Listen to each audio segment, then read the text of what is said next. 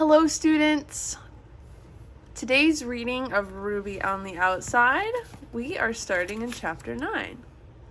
So away we go. Margaret's house looks almost identical to mine. The bedrooms are in the same place, the same little balcony from the upstairs overlooking the living room.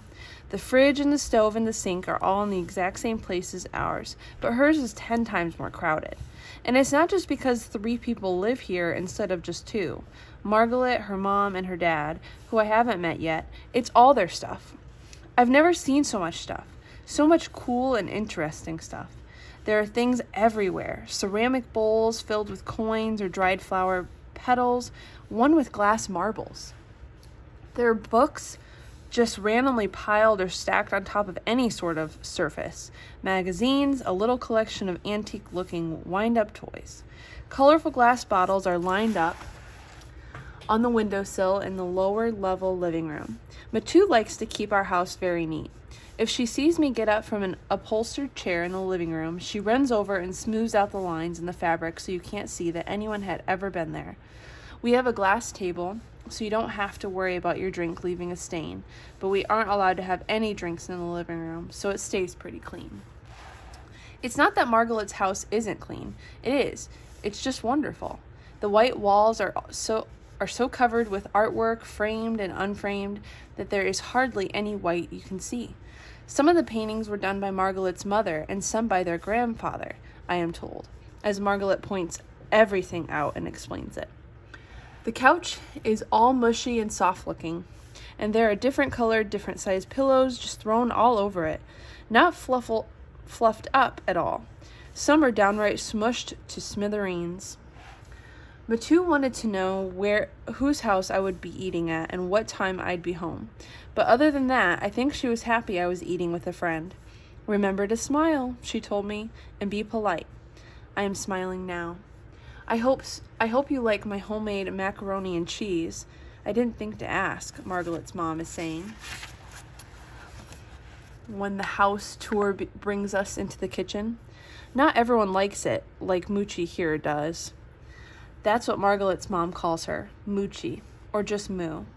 "Oh, I love it," I answer, though I've never had homemade, and I'm wondering if it will be as good as the kind from the box, because I see it in the baking dish and it isn't even orange. Then Margaret pulls me by my arm. "Come see my room," she says. We are both sunburned from being outdoors all day. Yvette wasn't there today, and Beatrice kept us at the pool all day. She was actually a lot more fun without Yvette around. I guess Beatrice felt she could be more like a kid without Yvette around. We played Marco Polo and water tag, and it was almost like we were just 4 friends. I even think Elise had a good day. I follow Margaret up the stairs, which are just like my stairs, and into her bedroom, which is right where my bedroom would be. "Wow," I say. It's all I can say. Wow. Before we can even walk into her room, we have to get past all the loose scarves hanging like a soft wavy rainbow from a bar that stretches across the top of the doorway. I carefully move some out of the way, and then I kind of have to duck to get inside. "Wow," I say again. Margaret has a big double bed, like grown-ups have, but it's anything but grown-up looking.